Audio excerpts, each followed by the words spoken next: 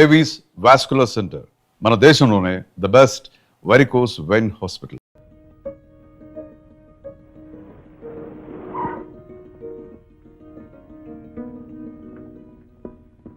రాజేంద్ర బాబు గారు రాలేదా? రాలేదమ్మా, జ్వరంగా ఉంది, తోటలో ఉన్నారు. పెద్దయ్య గారితో ఏదో గొడవ పడుతున్నారు, మిమ్మల్ని తీసుకురమ్మన్నారు.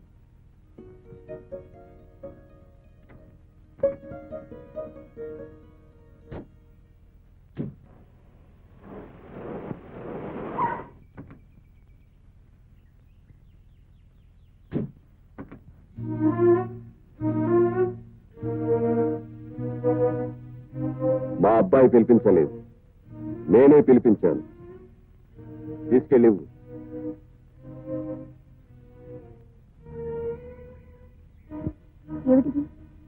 నష్టపరిహారం. దేనికి?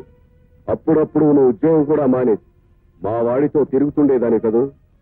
ఇప్పుడు వాడు వేరే పెళ్లి చేసుకోబోతున్నాడు. చూడు, నేను కోటీశ్వరుని. ఎవరైనా రాబోయే కోడలు కోటీశ్వరుని కూతురే కావాలని కోరుకుంటారు. మరి నాకు కొన్ని కోట్లున్న కోటీశ్వరుని కూతురు కోడలుగా రాబోతుంది. నువ్వు ఆశపడ్డా నిన్ను నా కోడలుగా చేసుకోలేదు. అందుచేత నువ్వు ఇబ్బంది పడొద్దు, మా వాడిని ఇబ్బంది పెట్టద్దు. మరింకెప్పుడు మా వాడికి కనిపించొద్దు. ఇదిగో మాట, కోపంగా వెళ్తున్నావా లేక నువ్వు చెప్పేదేంటి నేను వినేదేంటి అని వెళ్తున్నావా? అదేదో చెప్పెళ్తే మంచిది. మీ అబ్బాయి గారితో చెప్పండి, ఆయన ఏం చేయమంటే అది చేస్తాను. వాడిని ప్రతిమాలి ఒప్పించే పొజిషన్ కాదు నాది. నువ్వు ఒప్పుకుంటే వచ్చిన కారులోనే పంపిస్తాను, లేకపోతే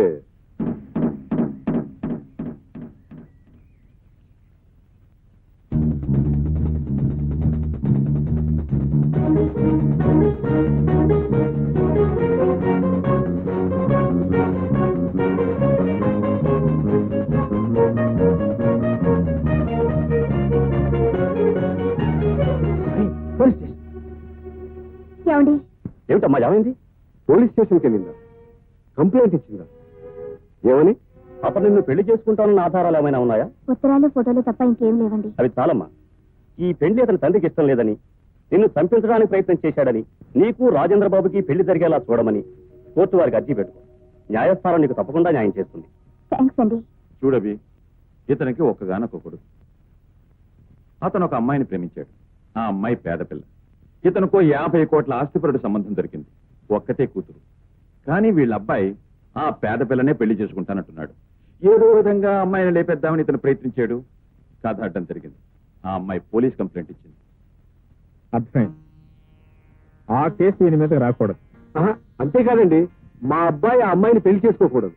వస్తున్నా. ఒకటి, మీరు శిక్ష పడకూడదు. 2, మీ అబ్బాయికి ఆ అమ్మాయి మీద మనసు విరిగిపోవాలి. ఈ 2 నా సాక్ష్యంతోనే జరగాలి. అంతే. చూడండి, 1976లో అలహాబాద్ హైకోర్టులో సరిగ్గా ఎలాంటి కేసు ఒకటి విచారణకు వచ్చింది. అప్పుడు సెక్షన్ 497 ప్రకారం అడల్ట్గా నిరూపించవచ్చు. అవునవును, ఎంత తప్పించుకుందాం అనుకున్నా ఇలాంటి చిన్న చిన్న కేసులు ఒప్పుకో తప్పడం నేను ఏ కేసు ఒప్పుకున్నా ఒప్పుకోపోయినా ఈ కేసు ఒప్పుకొని తీరాలి.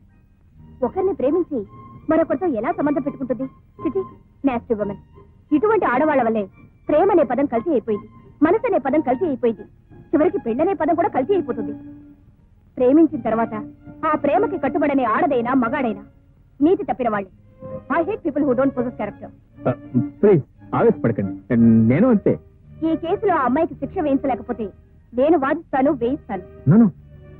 నేనే వేయిస్తాను. పేరు కల్పన. నిన్ను ఎక్కడి నుంచి తరుముకొచ్చారు? తోటలో నుంచి. తోటలోకి నువ్వెందుకు వెళ్ళావు? ఆయన కారు పంపించారు. ఆయనంటే మీ ఆయన? కాదండి, ఆయన కాబోయే ఆయన. కాబోయే ఆయనే కానీ కట్టుకున్న ఆయన కాదుగా. యువర్ ఆనర్, మన హిందూ సాంప్రదాయ ప్రకారం 3 ముళ్ళు పడినంత వరకు ఏ ఆయనైనా ఆయన కాదుగా, పరాయివాడేగా. అటువంటి పరాయివాడు రమ్మని కారు పంపితే పవిత్రమైన ఆడదానివి నిర్భయంగా తోటలోకి ఎలా వెళ్ళావు? సో యువర్ ఆనర్, అలా ఎవరు కారు పంపితే వాళ్ళ కారులో వెళ్ళటం, ఎవరు తోటలోకి రమ్మంటే వాళ్ళ తోటలోకి వెళ్ళటం మొదటి నుంచి ఈ అమ్మాయికి అలవాటు. యువర్ ఆనర్, అలవాటు ప్రకారం ఎవరో కారు పంపితే వెళ్ళింది. అక్కడ తను పెళ్లి చేసుకోవాలని కలలగంటున్న ప్రియుడు తండ్రి అనుకోకుండా కనపడగానే కంగారు పడింది. నిజానికి ఈ అమ్మాయి గురించి, ఈ అమ్మాయి శీలం గురించి చెడుగా విన్న అబ్బాయి తండ్రి ఈమె నిజరూపం తెలుసుకోవాలనే ఉద్దేశంతోనే ఆ కారు పంపాడు. ఆయన చూడగానే బిత్తరపోయింది. ప్రియుడికి ఈ విషయం తెలిస్తే ఓ బంగారు బాతు చేజారిపోతుందనే భయంతో తెలివిగా అక్కడి నుంచి తప్పించుకొని తన మీద హత్యా ప్రయత్నం చేయబోయారన్న నాటకంతో పోలీస్ స్టేషన్ లో అడుగుపెట్టింది. లేదు లేదు లేదు లేదంటే ఎస్, ఇట్ ఇస్ ట్రూ. ఎలా నిరూపించగలరు? ఇంతకు మునుపు ఇలాగే ఒక అబ్బాయిని ప్రేమించినట్టు నటించి ఇలాగే పట్టుబడింది. అబద్ధం. నిజం నిజం. యువర్ ఆనర్, సాక్షిని ప్రవేశపెట్టడానికి అనుమతించవలసిందిగా కోరుతున్నాను. జడ్జి గారికి నమస్కారం.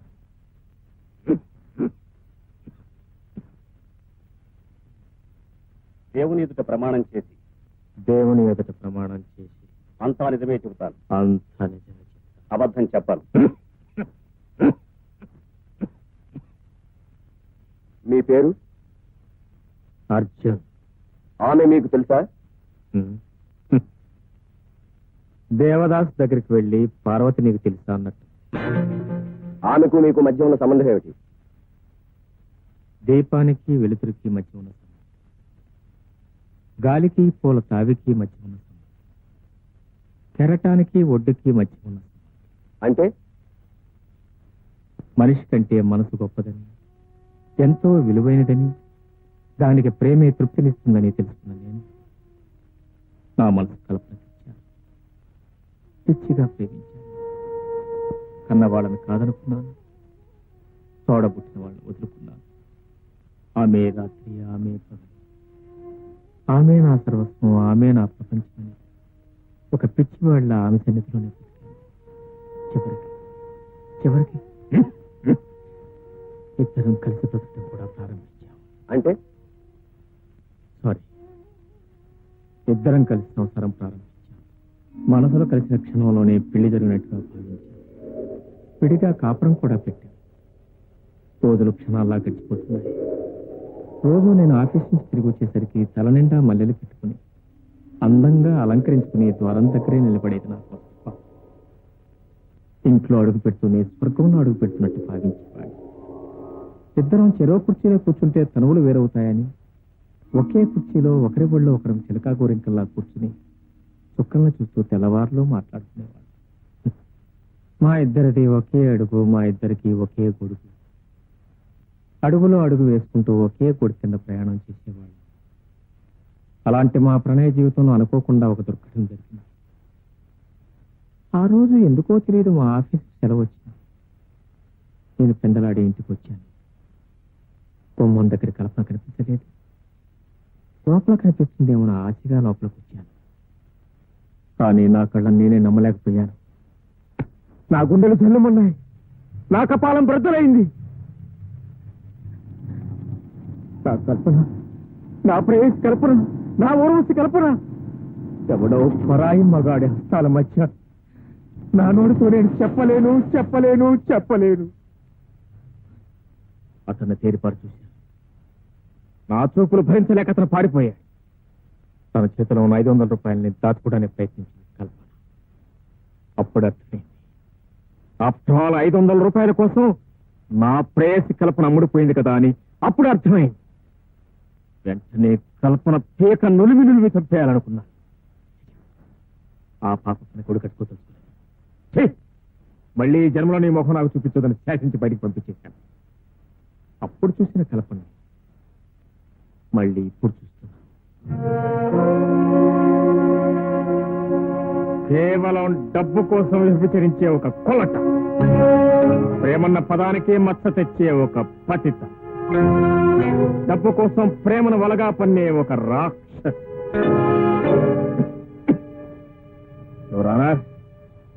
నాలా ఆ రాజేంద్ర బాబులా ఇంకా ఎందరి అమాయకుల జీవితాలను నాశనం చేస్తుందో ఈ రాక్షసని భయపడి ఓపిక లేకపోయినా నేను వచ్చి సాక్ష్యం చెప్పాను. క్షమించండి.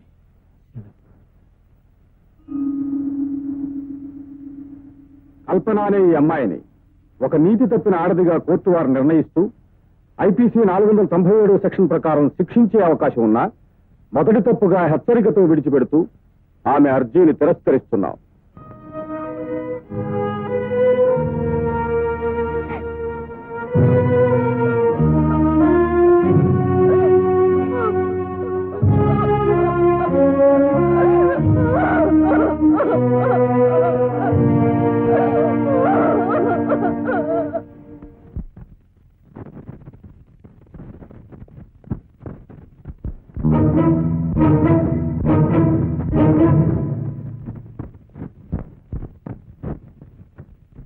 ఏమిటిది?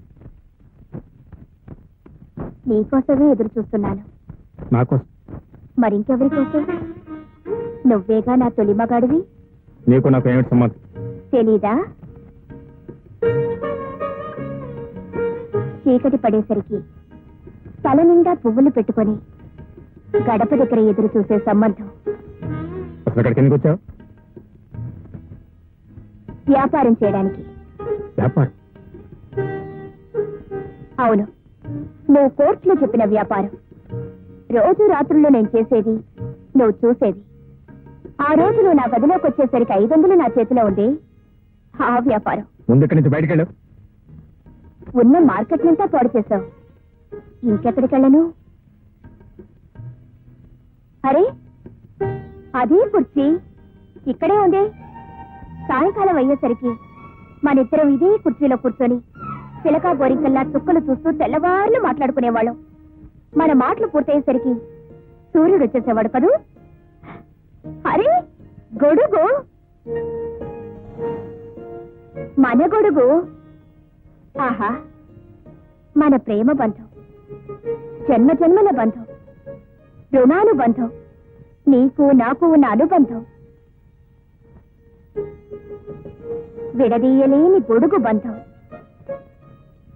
ఎండలో వానలో రాత్రి పగలు ఇదే గొడుగు కింద అడుగుల్లో అడుగు వేసుకుంటూ తిరిగేవాళ్ళం కదూ. అరే, మంచం.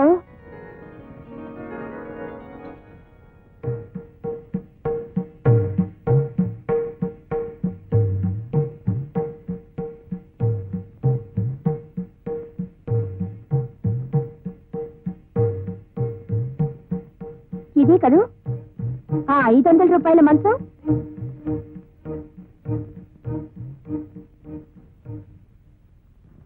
నేను ఇక్కడ పడుకున్నాను, అతను అక్కడ పడుకున్నాడు.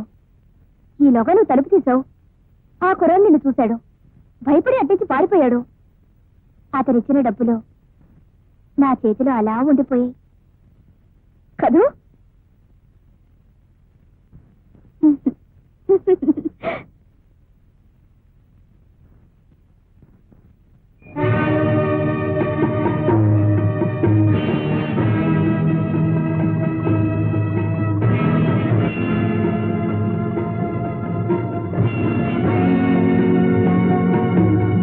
ఏమిటిది? నీకు తెలిసిందేగా. నువ్వు ఆడదాను కాదు.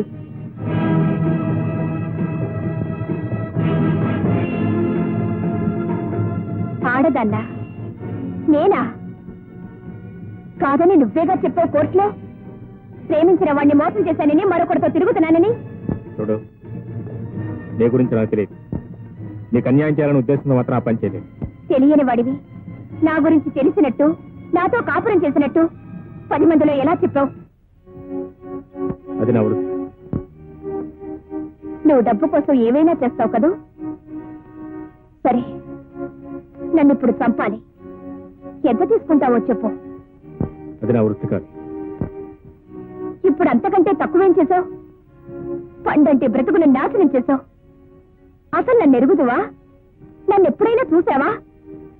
నన్ను చూడకుండా, నా గురించి తెలియకుండా ఎందుకు ఇంత దారుణాన్ని కొడిగట్టావు? నన్నెందుకు బజార్దాన్ని చేశావు? ఇప్పుడు ఎలాగో నా బ్రతుకు బజార్న పడాల్సిందే. అందుకే ఆ బజారు బ్రతుకు నీతోనే ప్రారంభిస్తాను. ఆ రోజు 500కి ఎవరితోనో పడుకున్నానన్నావు. అది అబద్ధమని నీకు తెలుసు. ఆ అబద్ధాన్ని కోర్టులో నిజం చేశావు. ఈ రోజు నుంచి దాన్ని నిజం చేసి బ్రతకాలనుకుంటున్నాను. ఆ బ్రతుకు నీతోనే ప్రారంభిస్తాను. 500 నువ్వివ్వక్కర్లేదు, నేనే నీకు ఇస్తాను. పోనీ కదా. ఇదిగో, ముహూర్తం పెట్టు. దేనికి సిగ్గుపడతావు? నాకు నేను సిగ్గు నీకెందుకు? అసలు సిగ్గనే పదం నువ్వు విన్నావా? దాని అర్థం ఏమిటో నీకు తెలుసా? కనీసం నీకో చెల్లి కూడా ఉండుండదు. ఉంటే తెలిసేది. సిగ్గేమిటో దాని అర్థం ఏమిటో. బహుశా నీకు తల్లి కూడా ఉంటుండదు. ఉంటే తెలిసేది ఆడదాని విలువేమిటో. నీలో రక్తం కూడా ఉంటుండదు. ఉంటే తెలిసేది లోన బాధ ఏమిటో. నీ ఒంట్లో నీరు కూడా ఉంటుండదు. ఉంటే తెలిసేది కన్నీరంటే ఏమిటో. వెధవ డబ్బు కోసం అబద్ధ సాక్ష్యాలు చెప్పి ఇతరుల జీవితాలు నాశనం చేయకు. నీకు డబ్బే ప్రధానమైతే అది సంపాదించుకోవడానికి ఎన్నో మార్గాలున్నాయి. కానీ ఈ రకంగా మనుషుల జీవితాలతో ఆడుకోకు.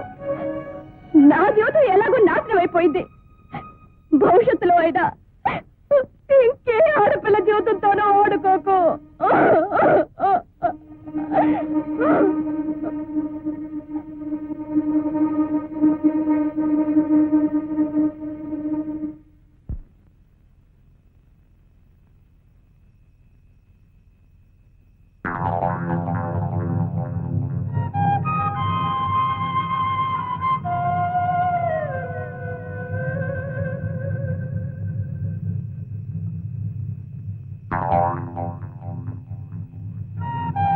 (1977) జనవరి 31న నీ మీద హత్యానేరం మోపి నిన్ను జైలుకు పంపించింది ఎవరని కదా నీ అనుమానం?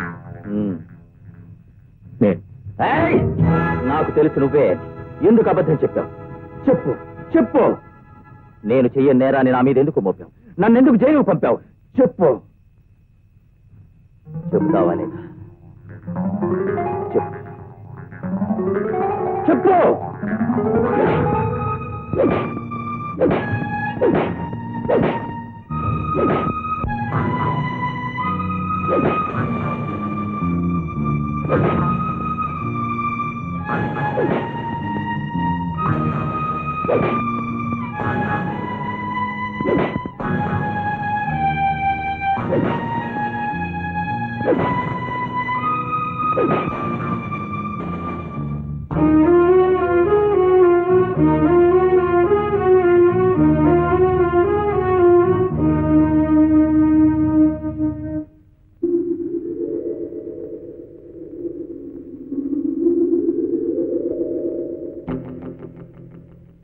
కనీసం నీకు చెల్లి కూడా ఉండదు. ఉంటే తెలిసేది సిగ్గేమిటో దాని అర్థం ఏమిటో. బహుశా నీకు తల్లి కూడా ఉంటుండదు. ఉంటే తెలిసేది ఆడదాని విలువేమిటో. నీలో రక్తం కూడా ఉంటుండదు. ఉంటే తెలిసేది లోన బాధ ఏమిటో. నీ ఒంట్లో నీరు కూడా ఉంటుండదు. ఉంటే తెలిసేది కన్నీరంటే ఏమిటో. వెధవ డబ్బు కోసం అబద్ధ సాక్ష్యాలు చెప్పి ఇతరుల జీవితాలు నాశనం చేయకు. నీకు డబ్బే ప్రధానమైతే అది సంపాదించుకోవడానికి ఎన్నో మార్గాలున్నాయి. కానీ ఈ రకంగా మనుషుల జీవితాలతో ఆడుకోకు. నా జీవితం ఎలాగో నాశనం అయిపోయింది. భవిష్యత్తులో అయినా ఇంకే ఆడపిల్ల జీవితంతోనూ ఆడుకోకు.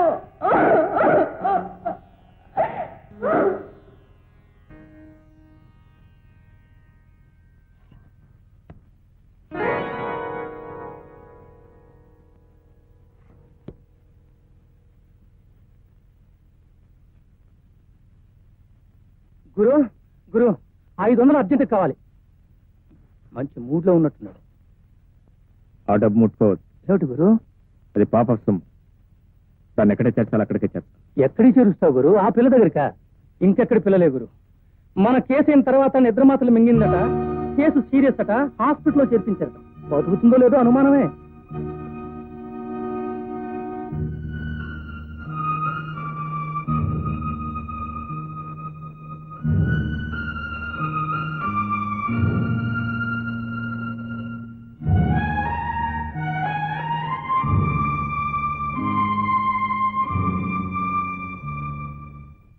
ఈ మందులు తీసుకురండి. అలా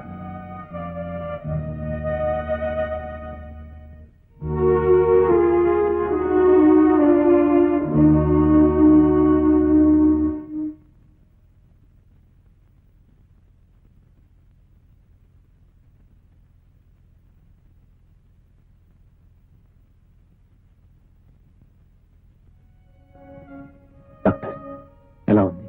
ఇప్పుడే స్పృహ వచ్చింది. త్వరలోనే కోలుకుంటుంది.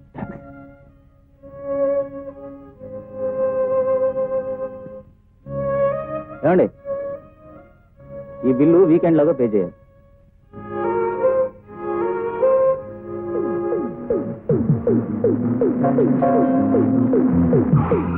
అభి ఉన్నాడా?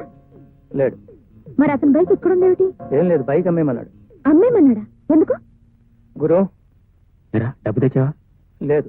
ఏ మోటార్ సైకిల్ అమ్మలేదా? లేదు. ఎందుకని? అది నేనే అమ్మద్దన్నాను. నువ్వు ఎందుకు వచ్చావు? డబ్బు ఇవ్వడానికి. నాకు డబ్బు అక్కర్లేదు. చూడలడు, నేనేం పరాయదాన్ని కాదు. నా అవసరం కొద్దీ నీ చుట్టూ తిరగడం లేదు. నీ అవసరం కోసం నా దగ్గర డబ్బు తీసుకుంటే తప్ప. నీ డబ్బు నాకేం అక్కర్లేదు. ఒరే మొద్దు మొహమా, నువ్వైనా చెప్పవా? తీసుకో గురు. నా చేతికి ఇవ్వండి అమ్మగారు. చూడు, డబ్బుకేం తొందర లేదు. రుణం తీర్చుకోవాలంటే చాలా మార్గాలున్నాయి. వస్తాను. Sorry, room number 16 bill settle చేయి. చూడండి, ఆమెకి ఇప్పుడు బాగానే ఉంది. చూస్తారా? రండి.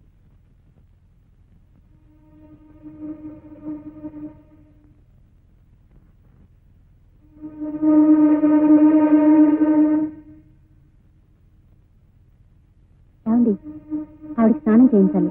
మార్చడానికి బట్టలు పంపించండి. అలా ఆగో, ఇక్కడికి ఎందుకు వచ్చావు? నన్నేం ఉద్ధరిద్దామని? నేను చచ్చిన తర్వాత నా శవాన్ని తీసుకెళ్లి వ్యాపారం చేద్దామనా? ఏమిటమ్మా? డాక్టర్, అతను ఇక్కడి నుంచి ముందు బయటకు వెళ్ళిపోమని చెప్పండి. అతను ఒక్క క్షణం ఉన్నా నేను భరించలేను.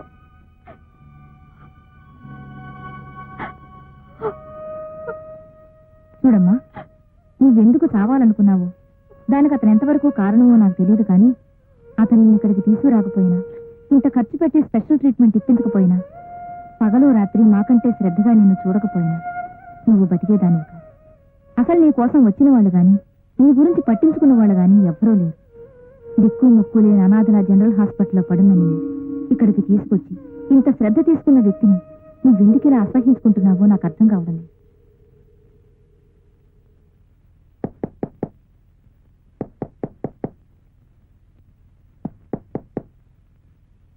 ఎవరు? Hello hello, can I meet the lawyer? Can I meet the lawyer in Uganda? What is this nonsense? What is this? Why? Sorry, Rajamandri, Kakinada, Sagarta, America, London, Paris, first way, first bus standard. What is this? చూడండి, మీరేం మాట్లాడుతున్నారో నాకేం అర్థం కావట్లేదు. ఎంతక్క తెలుగులో మాట్లాడుతున్నావు కదా, పెద్ద అమెరికా నుంచో రష్యా నుంచో దిగుతాడు ఇంగ్లీష్ లో మాట్లాడుతున్నావు ఎందుకు? తెలుగులో మాట్లాడు. లాయర్ గారు ఉన్నారా? ఎందుకు? ప్రైవేట్ గా మాట్లాడాలి. ఏంటే నువ్వు ప్రైవేట్ గా మాట్లాడేది? పబ్లిక్ వైఫ్ నేను ఇక్కడ ఉంటుండగా. చూడండి, ఇది మీతో ప్రైవేట్ గా మాట్లాడతానంటుంది. ఇదిగో చూడండి, అదే గిది పిచ్చి పిచ్చిగా మాట్లాడారంటే మర్యాద ఉండదు. ఏంటంటే నువ్వు ఏమిటండి, ఏం కావాలి మీకు? నేను లాయర్ గారితో మాట్లాడాలి. లాయర్ నేనే. లాయర్ స్వప్న గారితో మాట్లాడాలి. ఆ స్వప్నకి తండ్రి నేనే. కేసు విషయం ఏదైనా మాట్లాడడానికి ఇదే వస్తండి. కేసు గురించి మాట్లాడారంటే ఆవిడ అంత పోట్లాడుతుంది ఎందుకండి? అదో పిక్కిలో కేసు అండి. చూడండి, మీరు ఏదైనా కేసు విషయం మీద స్వప్నంతో మాట్లాడాలని అనుకుంటే ముందు నాతో మాట్లాడాలి. ఆ కేసు టేకప్ చేయాలా అక్కర్లేదా అనేది నిర్ణయించేది నేను. నేను మా ఆయనకు విడాకులు ఇవ్వాలనుకున్నాను. ఇస్తే నష్టం ఏమిటో, ఇవ్వకపోతే లాభం ఏమిటో కనుక్కుందామని వచ్చాను. చూడమ్మా, ఇలాంటి కేసులు మా అమ్మాయి టేకప్ చేయదు. ఏ?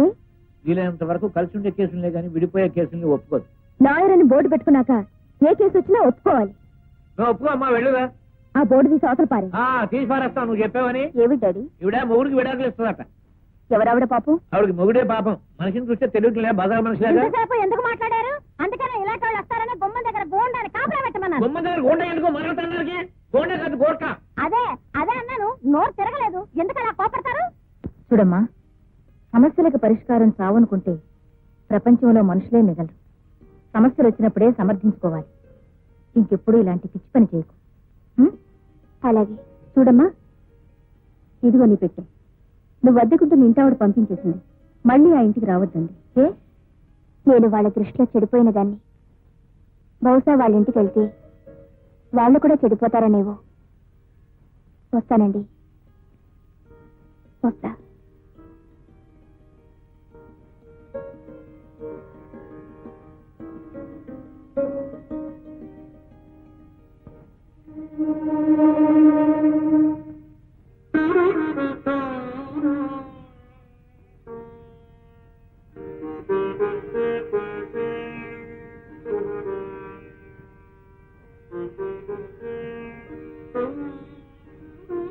నీకెంత ఖర్చయింది? నువ్వు నా మీద ఎంత పెట్టుబడి పెట్టావు? నువ్వు ఎంత పెట్టుబడి పెట్టినా నా దగ్గర ఉంది ఇది. చూడండి,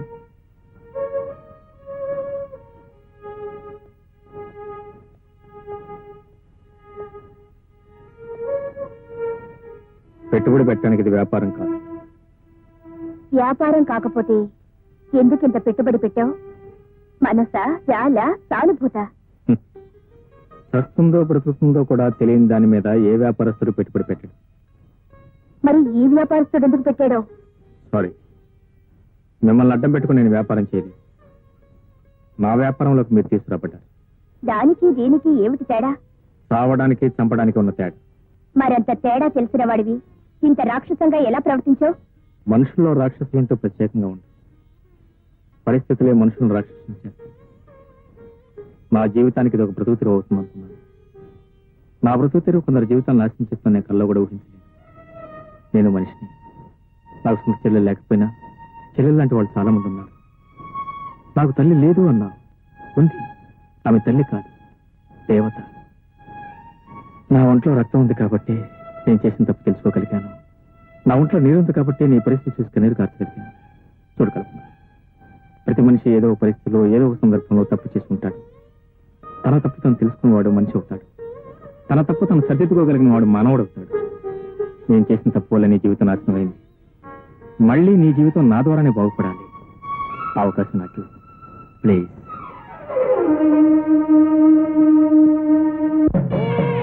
సుముఖాయ నమః. ఓం ఏకదంతాయ నమః. ఓం కపిలాయ నమః. ఓం గజకర్ణకాయ నమః. ఓం లంబోదరాయ నమః. ఓం సుముఖోత్సే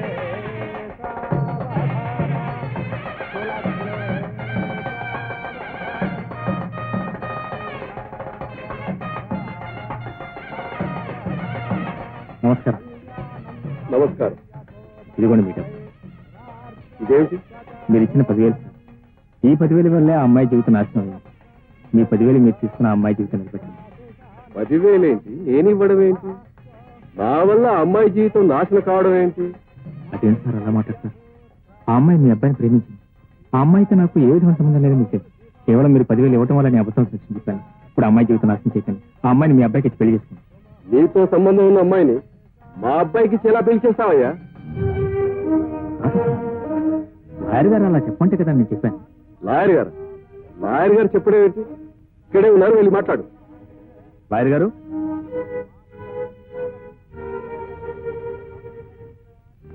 ఏమండి లాయర్ గారు, ఈ అమ్మాయికి నాకు సంబంధం ఉందని నాతో అబద్ధం సాక్ష్యం చెప్పించి ఆయనతో 10,000 ఇప్పించింది మీరు కాదు? ఏమిటి శర్మ, ఇతను కోర్టులో చెప్పింది అబద్ధం సాక్ష్యం? భలేవారు సార్ మీరు. నేనేమిటి అబద్ధం సాక్ష్యం చెప్పించడం? ఇన్నేళ్ల నా సర్వీస్ లో నేను ఎప్పుడైనా అబద్ధం సాక్ష్యం చెప్పించడం చూశారు సార్ మీరు? ఏమయ్యా, నువ్వు నేను ఎప్పుడు కలుసుకున్నాం, ఎప్పుడు మాట్లాడుకున్నాం? ఈ కేసుతో నాకు సంబంధం ఉంది, నేను సాక్ష్యం చెప్తాను అన్నావు. సరే రమ్మన్నాను, వచ్చావు, సాక్ష్యం చెప్పావు. సార్, మీకు పిల్లలు ఉన్నారో లేదో నాకు సరిగ్గా తెలియదు. ఆడపిల్లలు ఉండే ఉంటారు. ఒక ఆడపిల్ల ఉసురు మాత్రం పూసుకోవద్దని చెప్తున్నాను. కేవలం ఈ పిల్ల పెళ్లి పాడు చేయడం కోసం నాతో మీరు అబద్ధం సాక్ష్యం చెప్పించారు. ఏమండి ధనంజయరావు గారు, ఏమిటి న్యూసెన్స్ అంతా? న్యూసెన్స్ కాదండి, మహా న్యూసెన్స్. ఆనాడు తన పెళ్లి ఎక్కడ ఆగిపోతుందోనని నేను చంపడానికి ప్రయత్నించానని నా మీద పోలీస్ కేసు పెట్టింది. కోర్టులో సాక్ష్యం ఇచ్చాడని ₹1,00,000 ఇతని బుట్టలో వేసుకొని ఉంటుంది. ఇప్పుడు ఈ పెళ్లి ఆపేసి నా ఆస్తితో కొట్టాలని చూస్తుంది. ఇదంతా బ్లాక్ మెయిలింగ్ అండి. ఇన్స్పెక్టర్ గారు చూడండి. పిచ్చి పిచ్చి వేషాలు వేస్తున్నావా? మర్యాదగా ఇక్కడి నుంచి బయటికి వెళ్ళండి, లేకపోతే అరెస్ట్ చేస్తాను. సార్, నిజమే చెప్తున్నాను. కేవలం నా ఒక్క అబద్ధం సాక్ష్యం వల్ల అమ్మాయి జీవితం నాశనం చేయకండి. అంటే నువ్వు చెప్పిన అబద్ధము సాక్ష్యాన్ని దృష్టిలో పెట్టుకుని నేను తీర్పు చెప్పానంటావా? అంటే మేమంతా అసమర్థులం అంటావా?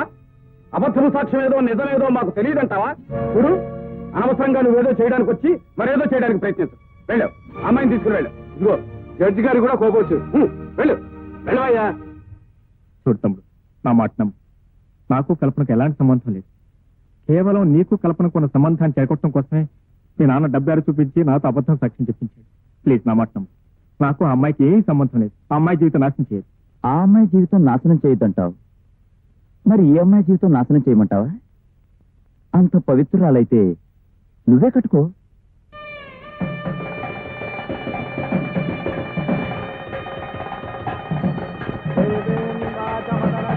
దేవాః తాం విశ్వరూపా ప్రసవోపదంతే తానో మంత్రే సదోత్యం దుహానా.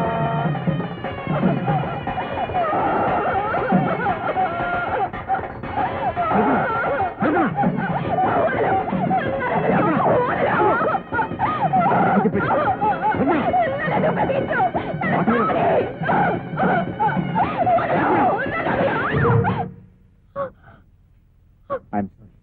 నీ ఉద్రేక నాటడం నాకు వేరే మార్గం కనిపిస్తుంది. అసలు నువ్వెవరు? నన్నెందుకు ఆపావు? నీకు నాకు సంబంధం ఏమిటి? నువ్వు చావడానికి బ్రతకడానికి మధ్య ఉన్న సంబంధం. లేదు, నేను చావాలి. జరిగింది చాలు. అదే నేను నిర్ణయం అయితే నేను కాదని నాకు ఉండు.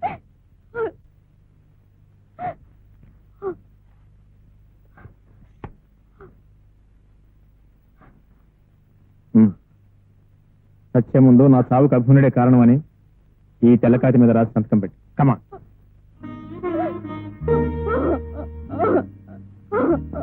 నేరం చేసింది నేను, శిక్ష అనుభవించాల్సింది. నా శిక్ష నువ్వు వేసుకుంటే నేను చేసిన పాపాన్ని శిక్ష అనుభవించాలిగా.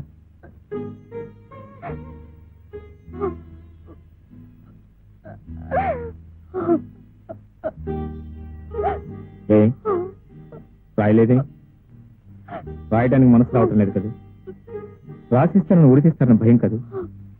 నేను ఎలాగో చస్తున్నానో పాపం ఆయన ఎందుకు చంపడం అనే? నన్ను చంపాలన్నంత పాపం దానివి బాధపడటం జరిగింది. ఎందుకు ఆగా? నువ్వు మనిషి కాబట్టి, నీకు మనసు ఉంది కాబట్టి, ఆ మనసు మెత్తబడింది కాబట్టి.